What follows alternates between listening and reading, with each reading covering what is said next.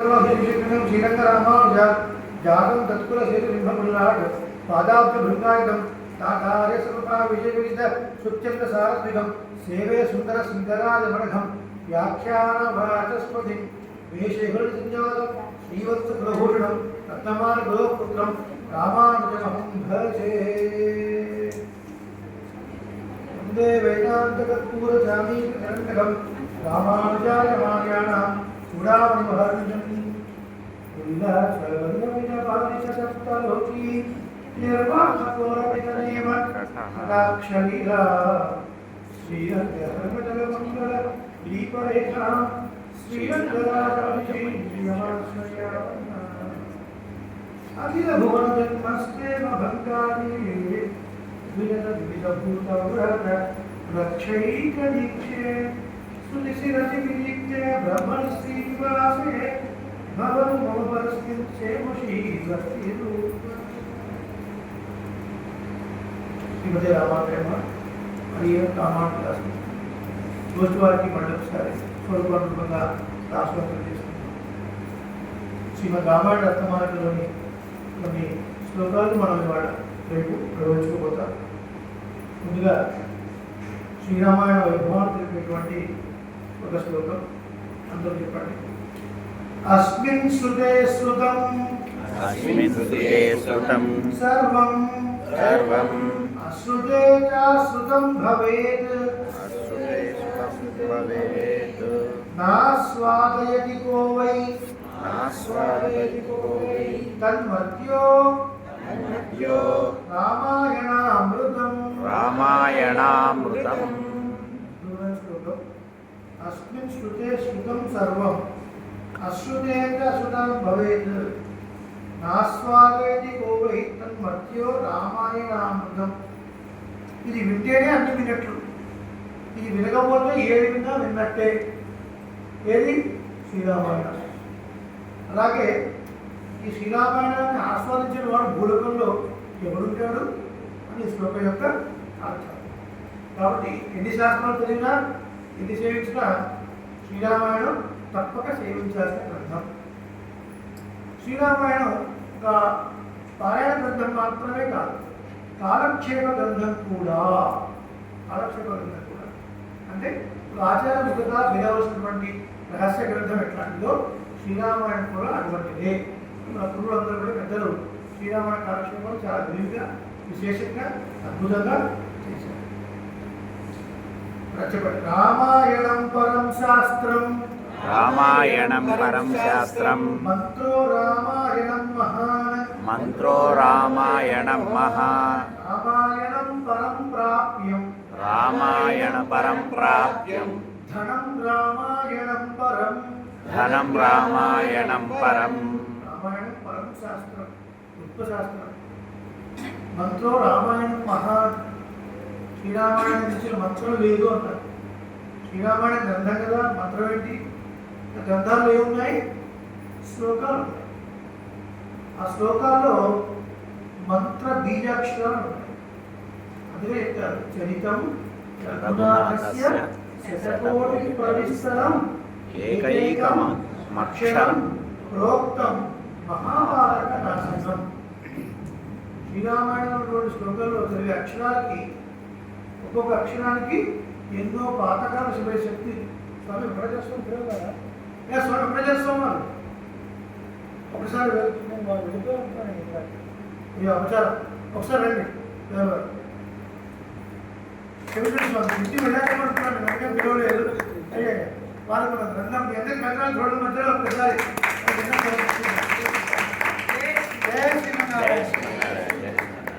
చాలా అద్భుతమైన విషయం చెప్పారు. వాళ్ళ వస్తుంటే మనం అనుకుంటాం కదా ఏదో సంకల్పం చేస్తామని. మీరు మన సంకల్పాన్ని నెరవేరుతుంది.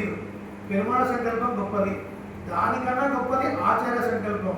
ఇవాళ ఇంతమంది ఇక్కడ సాపాటు చేస్తున్నారు, ఇవాళ ఇక్కడ మంది కూర్చుంటున్నారు అంటే కానట్టు దశ తెలుసుకున్నారు. ఎందుకంటే భద్రాచల క్షేత్రంలో పెరుమాళ క్షేత్రం చెప్పారు.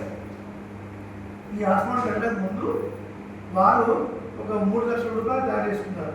1,10,000 ఈ స్థలానికి అడ్వాన్స్ ఇచ్చి ఇక్కడ తిరుమాళిగా ఇల్లు కట్టుకోవడం వరకు. ఆ సమయంలో చిరంజీవి స్వామి వారు వచ్చారు. వచ్చిన తర్వాత మాకు వచ్చిన తర్వాత ఈ క్షేత్రాలు మనకు రాష్ట్రం మఠం ఉంటే బాగుంటుందండి, ఇక్కడ ఎవరు అమ్ముతున్నారో తెలుసుకుని చూడండి అని చూసిన తర్వాత మనం తీసేసుకున్నాం, వేడి స్వామి దగ్గర ఉన్నాయి, మీరు 3 లక్షలు ఇచ్చేసేయండి అన్నారు. వీరు కొడాలన్నటువంటి ప్లేస్ స్వామి ద్వారా ఈ మఠానికి ఇట్లా రూపాయింది అంటే ఆచార్యులు ఉన్నటువంటి వారు వారి మంగళాశాసనంతో వాళ్ళు మనం సునీల్ గారు అప్రోచ్ అవ్వడం, అలాగే మన సహకారంతో ఇవాళ మన గోష్ఠి అంతా సుఖంగా ఇవాళ కూర్చోగలుగుతున్నాం. వారికి కూడా స్వరూపం రూపంగా దాసోహాలు చేసుకుంటూ అది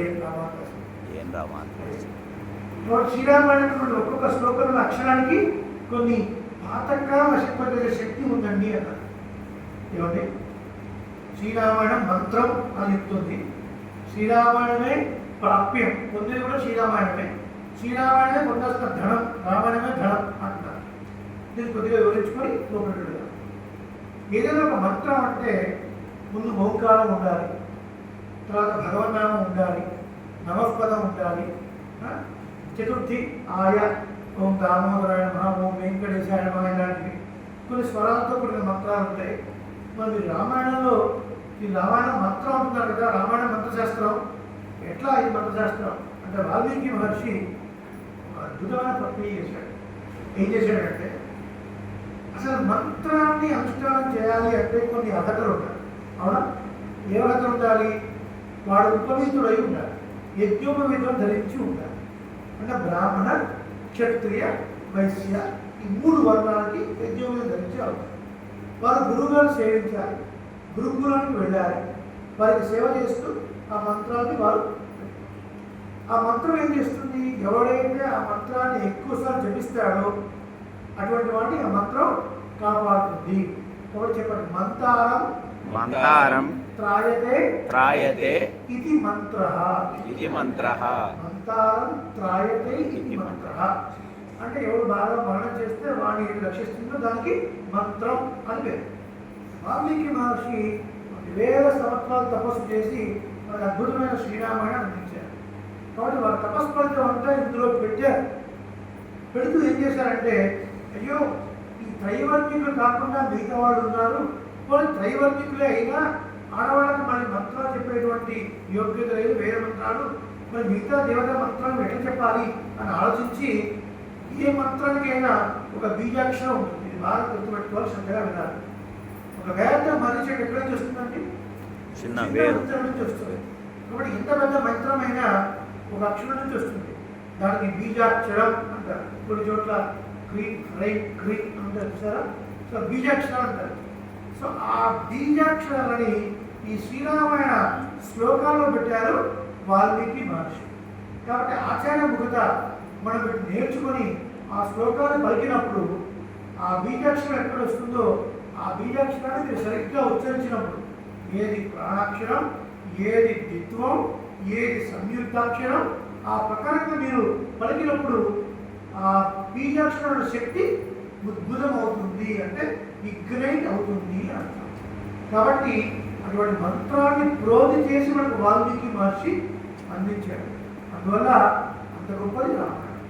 ఆ వాల్మీకి మహర్షి యొక్క తపస్సే శ్రీరామాయణం కదా. కాబట్టి కవిత, రామాయణం ఆది కావ్యం అంటారు. కావ్యాల్లో పోయట్రీ, ఆ కవిత సౌందర్యం కూడా అద్భుతంగా ఉంటుంది.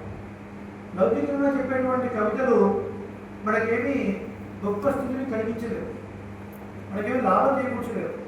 కానీ వైదికమైనటువంటి కవితలు, ఏమన్నా పోయట్రీ ఆది కావ్యము అంటే మనకంట ఏమన్నా కవిత కదా రామాయణం, కవిత చదివేదే ఉంది అట్లాంటి ఇట్లాంటి కవిత రామాయణం ఇది ఆది కావ్యం ఉన్నారు.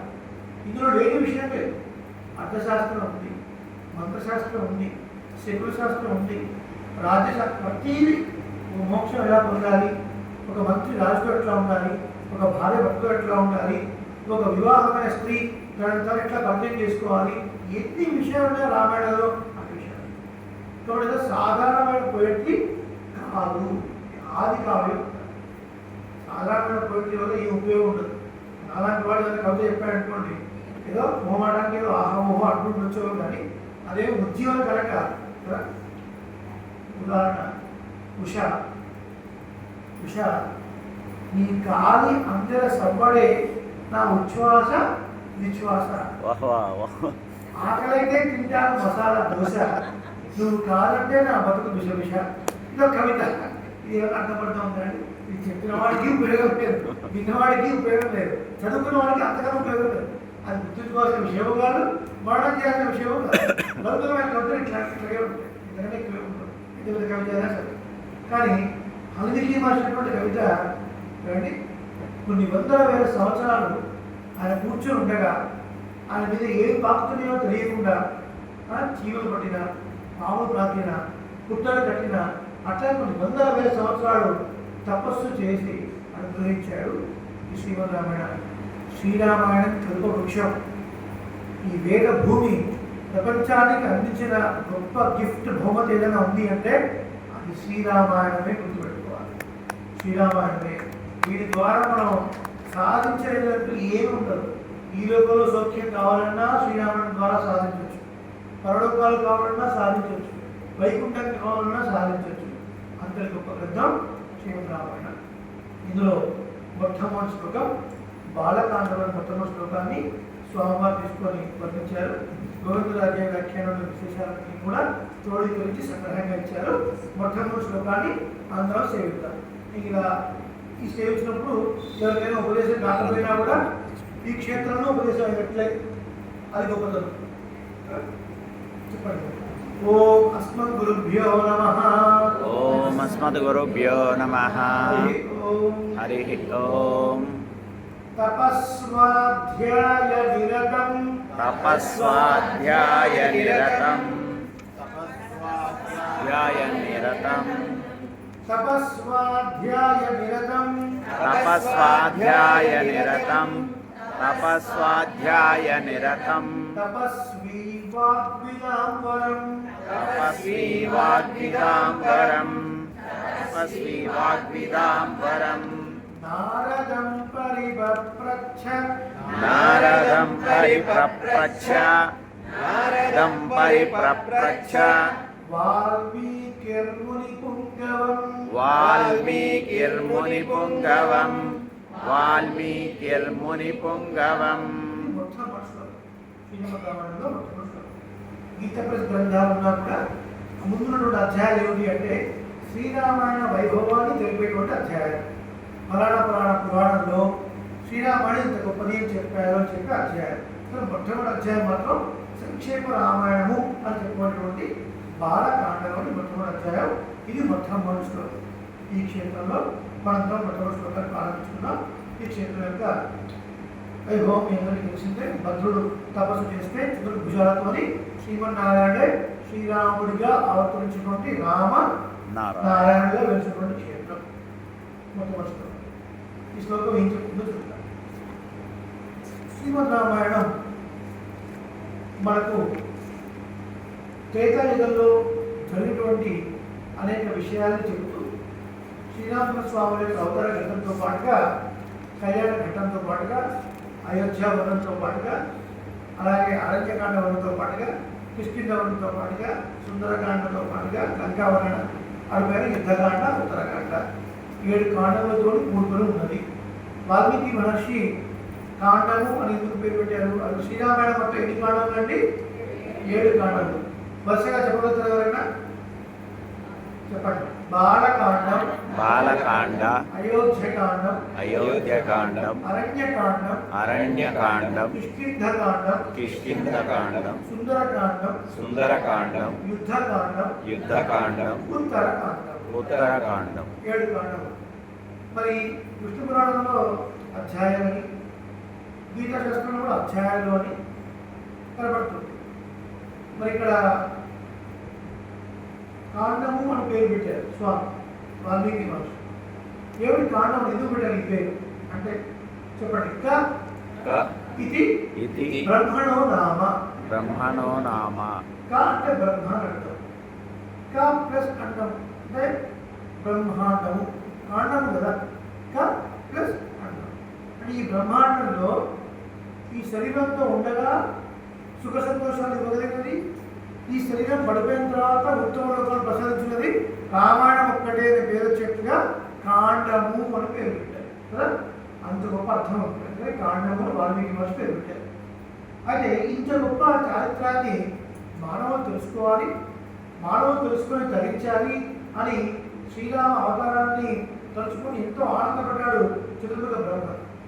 అప్పుడు శ్రీమన్నారాయణ ప్రత్యక్షమై, చతుర్ముఖ బ్రహ్మ, మీరు ఈ శ్రీరామాయణాన్ని భూలోకంలో కూడా ప్రచారం చేయండి అని శ్రీమన్నారాయణ ఆదేశం చేశాడు. చేసినప్పుడు చతుర్ముఖ బ్రహ్మ ఏం చేశాడు, తాను నేరుగా రాకుండా తన కుమారుడైనటువంటి నారద మహర్షిని పిలిచాడు. పిలిచి ఆయన నువ్వు దీన్ని భూలోకంలో ప్రచారం చేయండి అని చెప్పాడు. శ్రీరామాయణం ఎట్లా వచ్చిందో చెప్పే విషయం ఇది. చతుర్ముఖ బ్రహ్మ చెప్పిన విషయాన్ని నారదుడికి ట్రాన్స్ఫర్ చేశాడు. నారదుడు అన్నాడు, అనగా మీకు కదా చెప్పింది శ్రీమన్నారాయణుడు అంటే కరెక్టేరా, నాకేమో 4 ముఖాలు, ఒక ముఖంతో చెప్పింది అసలు అర్థం కావట్లేదు కదా. వేదాంతం అంటే ఈజీగా అర్థమయ్యేది కాదు.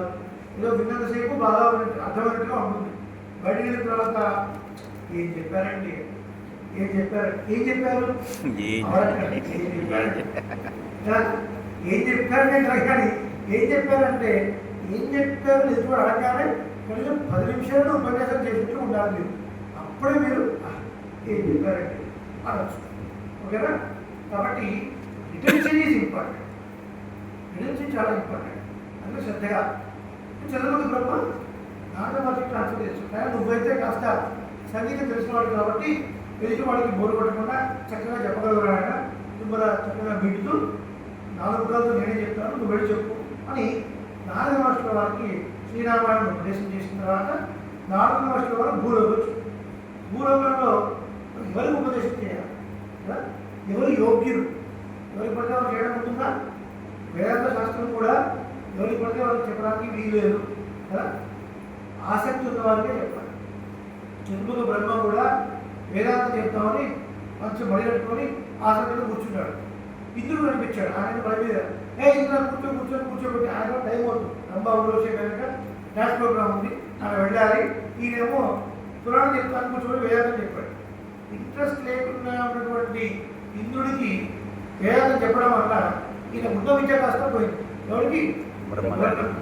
మళ్ళీ 4 వస్తే కదా ఆ విద్య అంతా వచ్చింది. అంటే ఆసక్తి లేని వాడికి ఈ విషయం చెప్పకూడదు, ఆసక్తి ఉన్న వాడికి చెప్పాలి వేద శాస్త్రాలు. ఎవరికి చెప్పాలి? ఎవరు యోగ్యుడు చూశాడు. రామనామాన్ని ఎన్నిసార్లు చెప్పలేదు, ఎందుకంటే కొన్ని వేల సంవత్సరాలు తపస్సు చేశాడు. ఎవరు? వాల్మీకి మహర్షి. ఆయనే యోగ్యుడు అని. మరి వాల్మీకి మహర్షి చాలామంది వాల్మీకి పోయేవాడండి, పోయేవాడు అంటే కానీ స్వతహా పోయేవాడేం కాదు. స్వతహాగా పోయేవాడైతే ఇంత వైదికమైనటువంటి శ్రీరామాయణం అందించే అవకాశం లేదు. ఆయన బ్రాహ్మణుడు. వాల్మీకి మహర్షి బ్రాహ్మణుడు, మృదువంశంలో ఆలోచించినటువంటి వాడు అనమాట. పూర్వము కృతయుగంలో వరుణ మహర్షి అని మహర్షి, ఆయన ఆశ్రమంలో సనక సనందనాథుడు, సనత్ కుమార, సనత్ సుజాత, సనక సనాతన వీరు బ్రహ్మ యొక్క మానసపుత్రులు. చిన్నపిల్లలు 5 సంవత్సరాల వయసులో ఉంటారు. వారు వరుణ శాస్త్రాల్లో కూర్చొని రాబోయేటువంటి రామావతారాన్ని భావిస్తూ ఉన్నారు. వాడు ఆ వరుణ చిన్న కుమారుడు పేరు హారికుడు. వాడు గొడవ చేస్తున్నాడు. ఒక నెమల్ని ఆడవిస్తూ అది అరుస్తుంటే వీడు ఏడుస్తున్నాడు. అప్పుడు వాళ్ళు నడువులు కూర్చొని ఆ రామావతారాన్ని భావిస్తున్నారు. వీళ్ళకి కొంచెం విఘాతం కలిగి డిస్టర్బెన్స్ కలిగిన తర్వాత ఏమిట్రా, ఒక మహర్షి కుమారుడు అయి ఉండి ఒక ఆటవీరుడిలాగా అడవి జంతువులను ఆడుకోవడం, ఆటవీడుగా కమ్ము అని చెప్పించారు. ఏమన్నారు? ఆటవీడుగా కమ్ము అంటే అడవులు తిరిగేవాడ.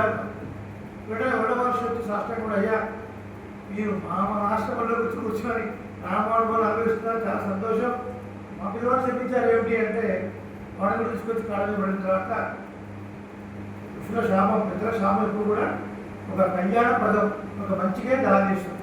ఏం పర్వాలేదైనా నీ వంశంలో పుట్టే భృగు తమ్ముడుగా ప్రత్యేకసుడు, ఆ ప్రత్యేకసుడు కుమారుడుగా పుడతాడు, వీడు తప్పిపోతాడు. ఆడి పైన సప్తర్షుల యొక్క మంగళాశాసనం చేత గొప్పదైన రామాయణం వీడి ద్వారానే వస్తుంది అని మంగళాశాసనం చేస్తారు. అటువంటి హరితుడు మళ్ళీ ప్రత్యేకుడు కుమారుడుగా పుడతాడు. పుట్టినటువంటి వాడు ఆ సమిధల కోసం వాటి కోసం అడవుల్లోకి వెళ్ళి తప్పిపోతాడు. ఆ తప్పిపోయిన వాడు ఇక అడవికులతోనే ఉండి పెద్దగైపోయి ఆటవిక జీవితాన్నే గడుపుతూ ఉంటాడు. అంటే ఏంటి? జంతువుని వేటాడటం, అవి చేయడం, వచ్చే వాళ్ళని పోయే వాళ్ళని హింసించడం, వాళ్ళ దగ్గర ఏమైనా ద్రవ్యం ఉండే లాక్కోవడం, ఇలాంటివన్నీ ఒక ఆటవికుడుగానే ఉంటాడు. ఒకసారి సప్తర్షులు ఆ మార్గం గుండా వస్తున్నప్పుడు వాళ్ళని కూడా అడ్డగించాడు. అడ్డగించి తీయండి అన్నాడు. మా దగ్గర ఏముంటాయైనా కమండలం, జలం, ఇవి తప్ప మాలలు తప్ప మా దగ్గరే ఉండవు, ఎంతుండంత ఇచ్చేసేయండి అన్నాడు. మా దగ్గర ఏం లేవు, కట్టేసి కొడతా అన్నాడు. నువ్వు ఏం చేసినా మా దగ్గర లేవు. సో నువ్వు ఇంత చేస్తున్నావు కదా, ఇంతమందిని ఈ రకంగా పీడించి, నువ్వు ఈ రకంగా సంపాదించి, ఇన్ని జంతువుల్ని కొట్టి పోషిస్తున్నావు కదా నీ కుటుంబాన్ని, అలాగే నువ్వు పోషింపబడుతున్నావు కదా, ఈ అన్ని పనుల ద్వారా ఎంత పాపం వస్తుందో తెలుసునా నీకు? తెలుసా నీకు అన్నాడు. పాపమా? పాపం అంటే ఏంటి? పాపం గీపం ఏం లేదు, నువ్వు వచ్చిన పని చెప్పాడు. నువ్వు ఒకసారి కూడా అడిగిరా, నువ్వు చేసే ఈ పనిలో ఎవరు గుర్తుందో ఈ పాపం అని. అంటే మీరు ఇక్కడే ఉంటారా? నేను ఇక్కడే ఉంటాను.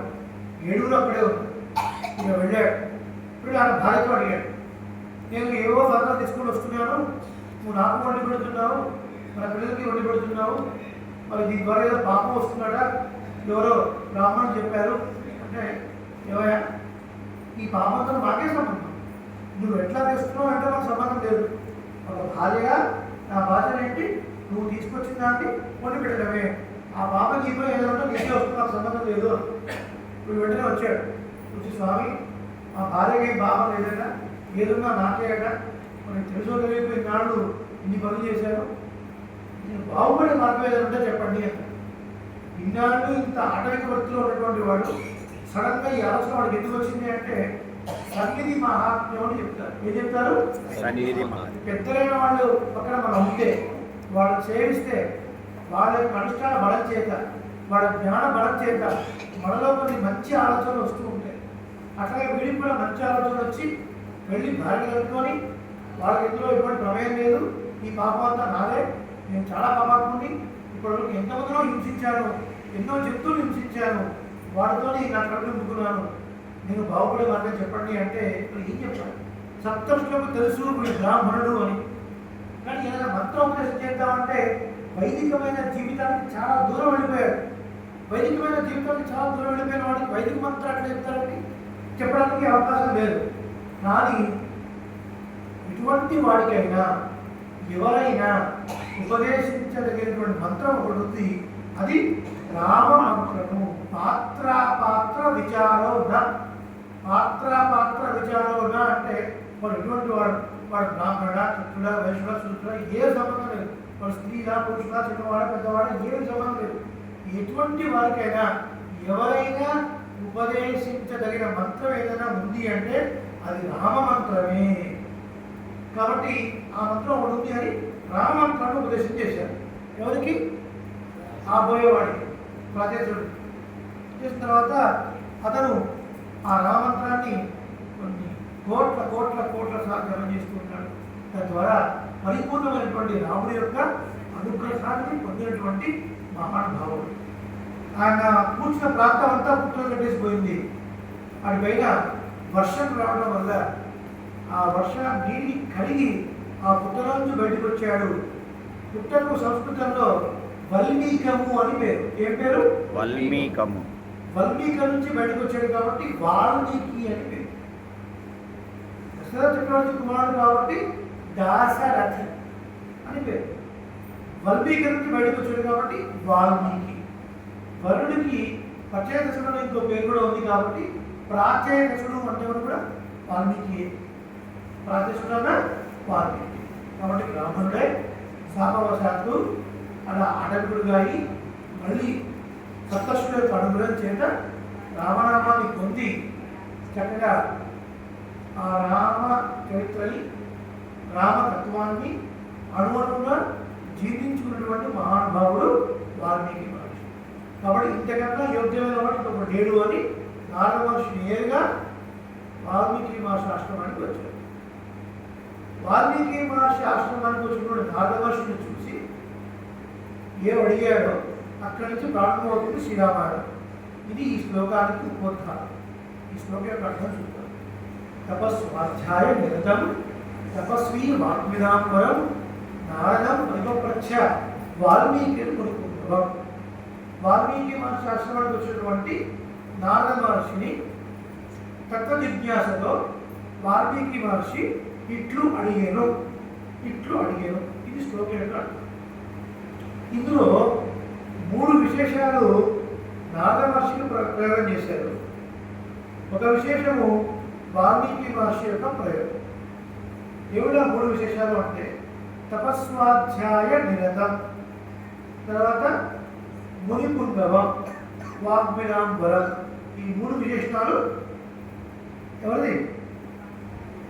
నారద మహర్షి. నిద్రొస్తుందా? అచ్యుత కేశవ హరినారాయణ, అచ్యుత కేశవ హరినారాయణ, ఆత్మా రామ ఆనంద రమణ, ఆత్మా రామ ఆనంద రమణ. హరే రామ రామ రామ హరే హరే, హరే కృష్ణ కృష్ణ కృష్ణ హరే హరే, హరే రామ రామ రామ హరే హరే, హరే కృష్ణ కృష్ణ కృష్ణ హరే హరే, హరే రామ రామ రామ హరే హరే, హరే కృష్ణ కృష్ణ కృష్ణ హరే హరే, హరే రామ రామ హరే హరే, హరే కృష్ణ కృష్ణ హరే హరే. కార్లో ప్రయాణం చేస్తున్నప్పుడు డ్రైవర్ పక్కన కూర్చున్నాడు నిద్రపోతూ అంటారు. డ్రైవర్కి నిద్ర వస్తుంది. నీకు నిద్ర వస్తే నాకు నిద్ర వస్తుంది కాబట్టి ఒకసారి మధ్యలో అంటారు. చాలా ముఖ్యమైన శ్లోకం, శ్రద్ధగా వినండి. వాల్మీకి మహర్షి ఆశ్రమానికి ఎవరు వచ్చారండి? నారద మహర్షి. ఆ వచ్చేటువంటి వాడిని ప్రశ్న వేసినాం. నారద మహర్షికి 3 విశేషణాలు. ఆ 3 విషయాలు చెప్పండి. తపస్వాధ్యాయ నిరతం, వాగ్విదాంబరం, వాగ్విదాంబరం, మునిపుంగవం. మునిపుంగవం. ఈ 3 నారద మహర్షి యొక్క విశేషణాలు. అడుగుతుంది చెప్తాను. తపస్వి అనే విశేషణం వాల్మీకి మహర్షి. ఎట్లా చెప్తారు దీన్ని అంటే సంస్కృతంలో విభక్తులు ఉంటాయి, విభక్తి పరిచయాలు. ప్రథమా విభక్తి, ద్వితీయ విభక్తి అని మనం చదువుకున్నాం. డు ము మూలు ప్రథమాలు, రాముడు ప్రథమాలు, రాముని విద్యార్థులు, చేతం తోటంతో రాముడి చేత, రాముడి యొక్క, రాముడి కొరకు, రాముడి యందు సప్తమి విభక్తి.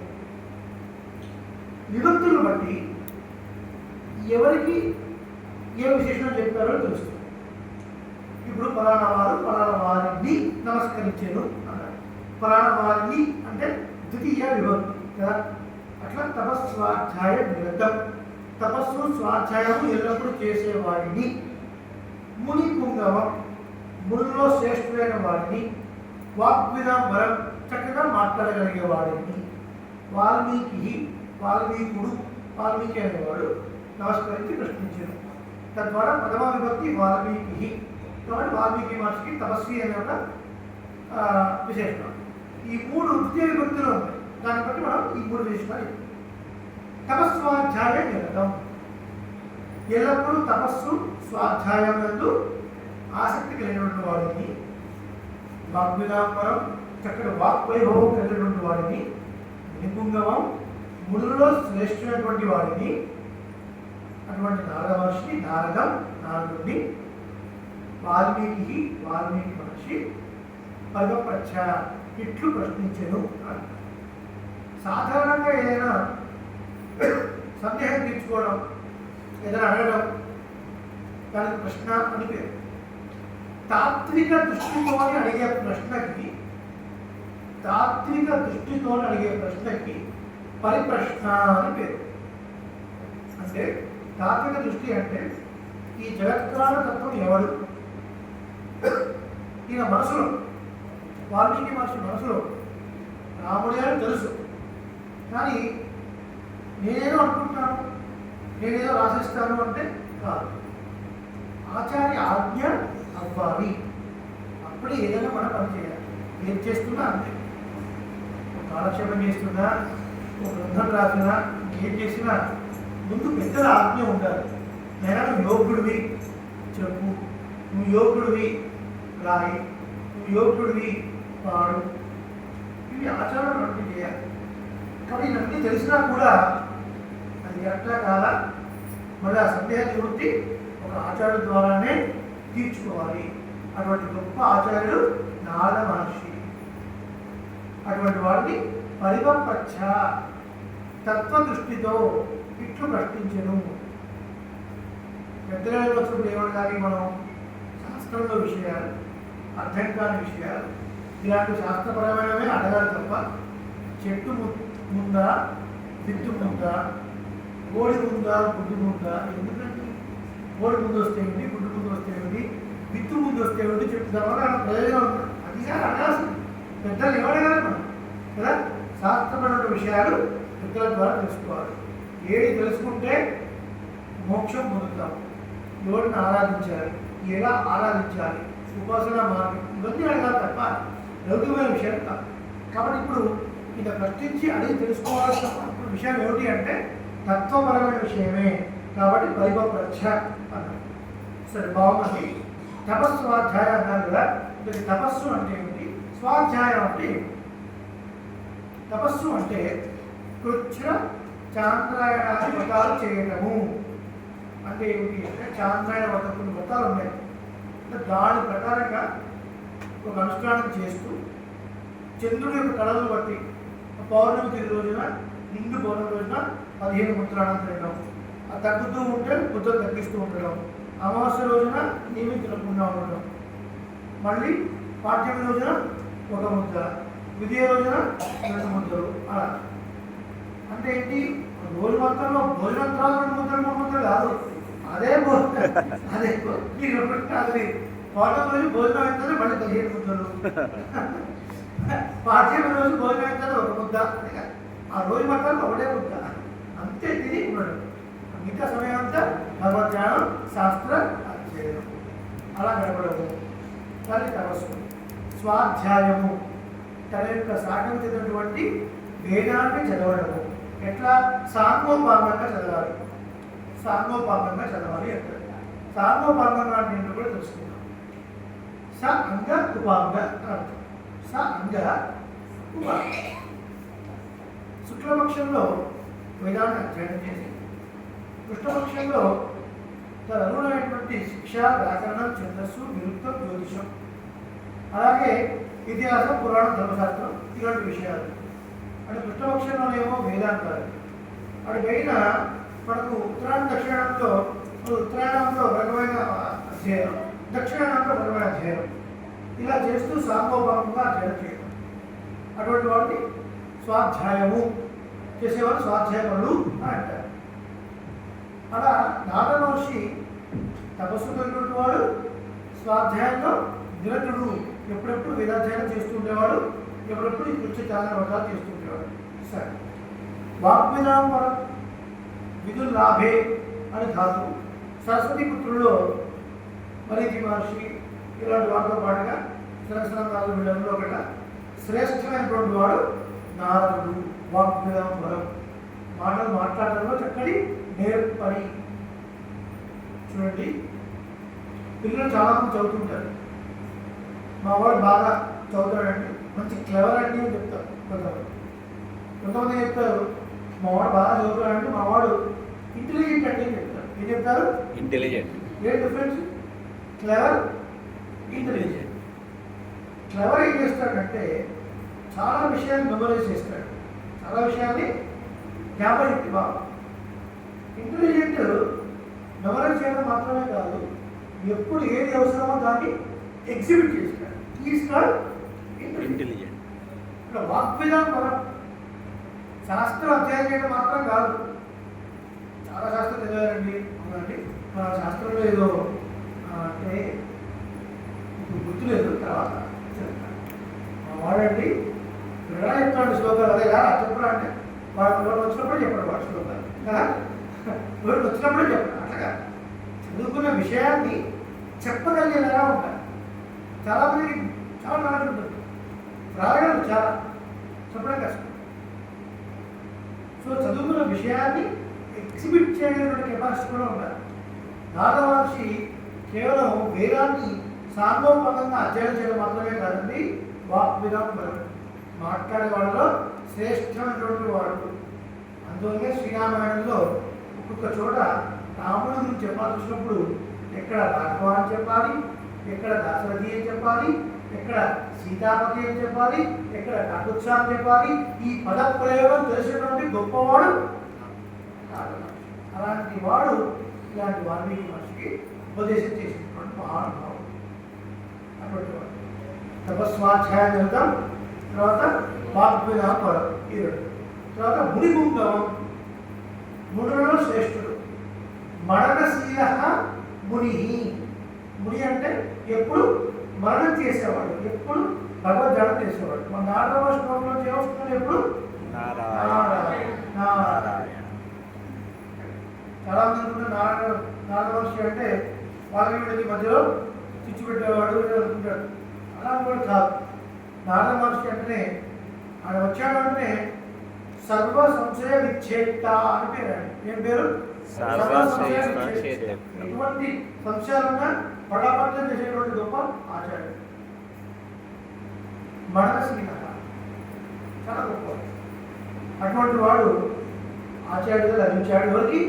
వాల్మీకి మహర్షి. మనలో ఎవరికైనా సర్వస్వమై మంత్రాలు తెలియజేసుకోవడం ద్వారా ఉపదేశం పొందితేనే మా ఆచార్యుడు గొప్పగా చెప్తారు. అదే తెలియజేసుకోవడం ద్వారా ఏదో గ్రంథం ఇలా కూర్చోబెట్టుకొని 1 to 1 ఉపదేశం చేశారనుకోండి స్వామివారి జీవితంలో ఆ క్షణాన్ని మర్చిపోతారు. ఎవరైనా వాడు శ్రీనోడంతకాలం మర్చిపోడు. వాడు నోడినంతకాలం చెప్తూనే ఉంటాడు. ఈ గ్రంథం స్వామి ఉపదేశం చేశారండి. చూడండి, మన లౌకికమైన జీవితంలో మనకన్నా జ్ఞానులు ఆచార్యులు. అందులో ఒక పెద్ద స్థానం యతులది. యతులందరూ సాక్షాత్తు నడయాడేటువంటి రామానుజాన్ని మన సిద్ధాంతం. అటువంటి యతులు లేదా ఆచార్యులు వాళ్ళందరూ కూడా మానసికంగా భగవంతుని సాక్షాత్కారం చేసుకుని వాళ్ళ కలిగిన సాక్షాత్కారాన్ని వారి యొక్క ప్రవచనాల రూపంలో, ఉపదేశాల రూపంలో మనం కలిగిస్తూ ఉన్నారు. కానీ నారద మహర్షి నేరుగా స్వామిని చూస్తూ స్వామితో మాట్లాడి ఆ లోకంలోనూ ఈ లోకంలోనూ తిరిగేటువంటి మహానుభావుడు. అటువంటి ఆచార్యం ఎవరికైనా ఉంటానండి. నేరుగా నారాయణతో మాట్లాడి ఆయన లోకంలోకి వెళ్ళి ఆయన లోకం నుంచి మన లోకంలోకి వచ్చి ఆయన గురించి మనం చెప్పే ఆచార్యం ఎవరు ఉంటారు? అటువంటి వాడు నారద మహర్షి. మరి వాల్మీకి మహర్షి ఇంత గొప్పవాడంటే స్వామి వైభవం చెప్పడమే కాదు, ఆ స్వామిని నిరంతరం ధ్యానం చేస్తూ ఆయన అడ్డుపెట్టుకుంటూ ఆయన లోకానికి కూడా గమనం వెళ్ళేవాడు. త్రిలోక సంచారి అటువంటి వాడు. నారద నారం దదాతి ఇది నారద అంటే నారం దదాతి ఇది నారద. ఏమిటి అర్థం అంటే క్షయే అని ధాతు సంస్కృతంలో. క్షయే నశించున్నది. నార అంటే నశించినది. క్షయే అంటే నశించిపోయేది. దాని ముందు నా వస్తే నా నశించిపోయేది. నార నశించిపోని వస్తువుల సముదాయం.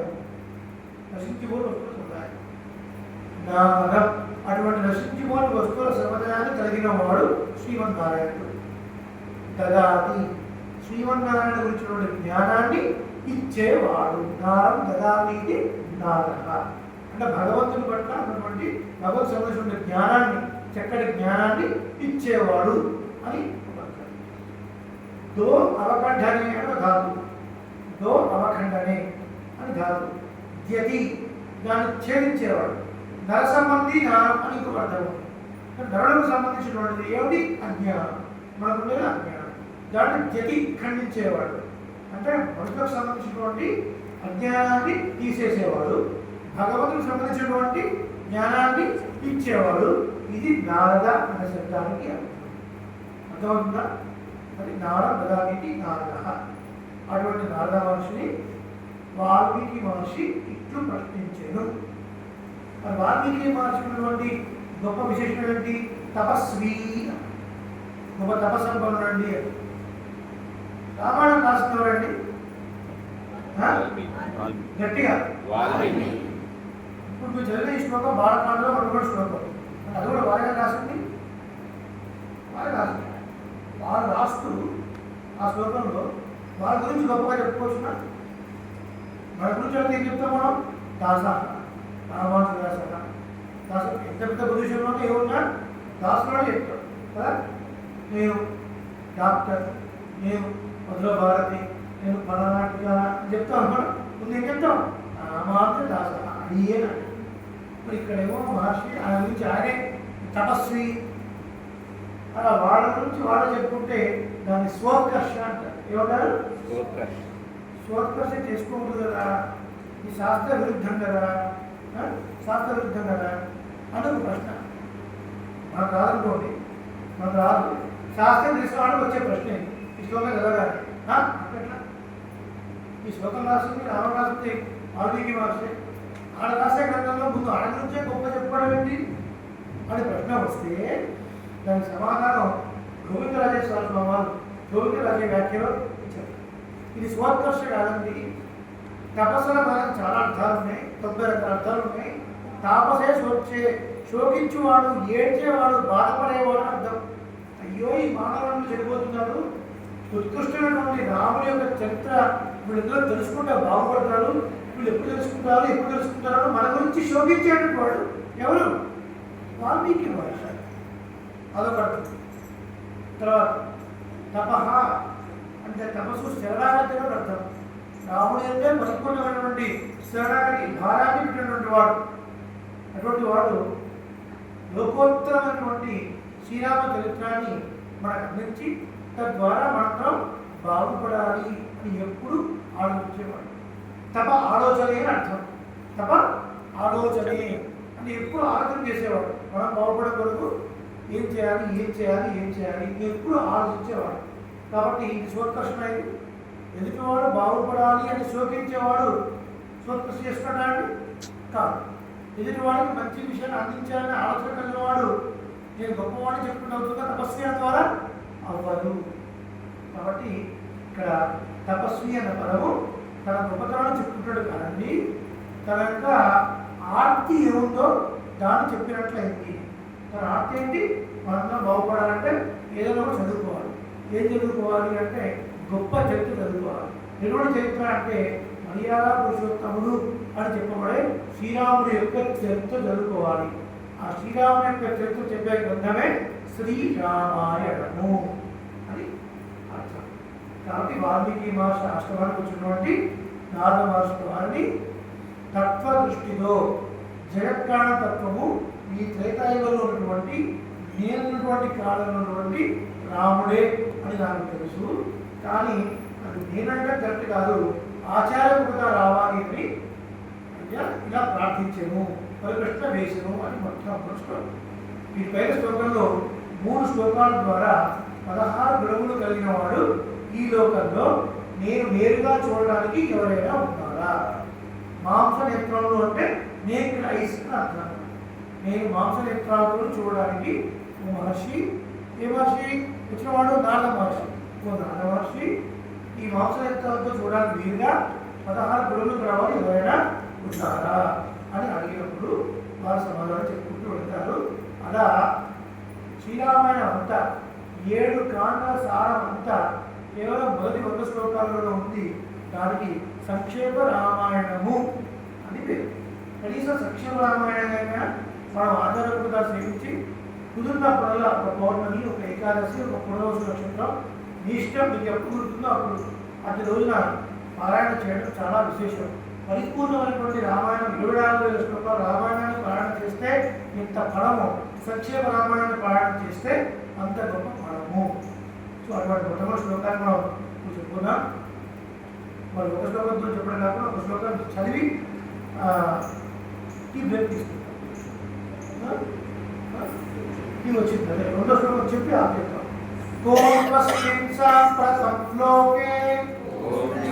సాంప్రదం లోకే గుణవాన్ కస్య వీర్యవాన్ ధర్మజ్ఞశ్చ